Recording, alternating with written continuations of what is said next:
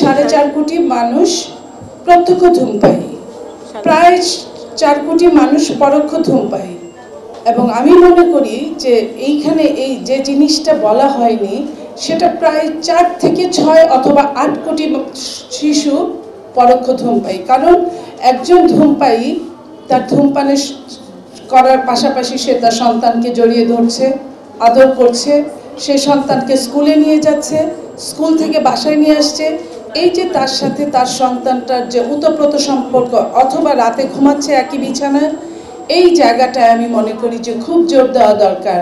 আজকের সন্তান যদি আগামী দিনের ভবিষ্যৎ হয়, তাহলে এই সন্তানরা যখন এত কষ্টে এত সমস্যায়, আমরা আমাদের খাদ্যে বিষ, আমাদের আবহাওয়ায় বিষ, আমাদের বাতাসে বিষ এবং আমাদের ঘরের ভেতরে বিষ, এই যে এতগুলো বিষ নিয়ে আমরা চলি, এই বিষগুলোকে উৎগীরণ করার কোনো অবস্থাই আমাদের নেই। না আর্থিক অবস্থা আছে, না সামাজিক অবস্থা আছে।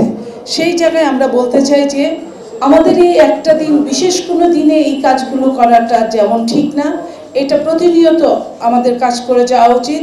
আমাদের প্রত্যেকের ঘরে আশেপাশের সবাইকে এখান থেকে বিরত থাকার জন্য যে যে ভালো ভালো ফর্মুলা সেগুলো অ্যাপ্লাই করা উচিত। যেমন ধরেন, আমি বিদেশে একটা জায়গায়, অনেক দেশে ঘুরেছি, আমি দেখেছি কোনো কোনো দেশে ঘরের ভিতরে ধূমপান নিষিদ্ধ, চরমভাবে নিষিদ্ধ।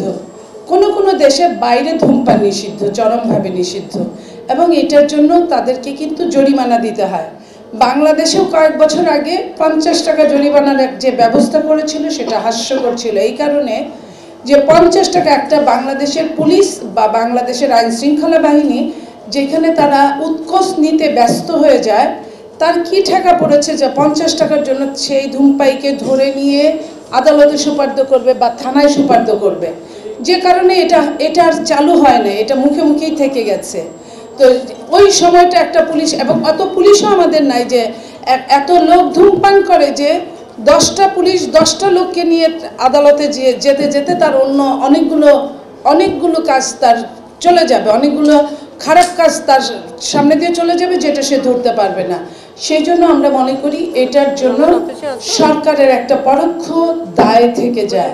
পরোক্ষ দায়টা যখন যে সরকার আসে, আমি রাজনৈতিক সরকারদের কথাই বলছি, যখন যে সরকার আসে সেই সরকার কিন্তু ব্যবসায়ী বান্ধব হয়ে যায়।